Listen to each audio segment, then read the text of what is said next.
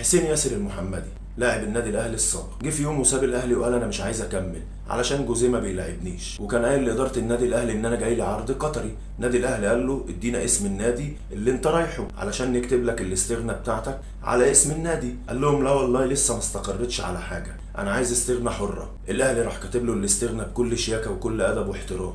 راح واخد بعضه وطالع على حسام وابراهيم، قابلهم عند كوبري اكتوبر وراح واخدهم وراح داخل على نادي الزمالك وراح ماضي للزمالك. ومن قبله حسام وابراهيم ومحدش قال عليهم خاينين ولا حاجه. وللعلم بس الاسطوره بتاعتكو شيكابالا مضى للاهلي مرتين وبعدها عيط للمهندس عادل القيعي وقال له انا عايز الغي العقد، وبكل شياكه المهندس عادل القيعي راح لغى العقد ومشاه بكل ادب واحترام. فبلاش بقى نغمة المبادئ والقيم والاخلاق اللي انتوا ماشيين تتكلموا عنها وانتوا ما تعرفوهاش اصلا، وتحسسونا ان انتوا الاخلاق والقيم اتولدت عندكم في النادي وهي اصلا ما عدتش من شارع جامعة الدول، ما عدتش حتى من احمد عرابي، ولا بلاش احمد عرابي عشان مرتا ساكن هناك، ما عدتش حتى الكتكات. يا نادي وضيع يا رخيص، انتوا ناس رخيصة اقسم بالله.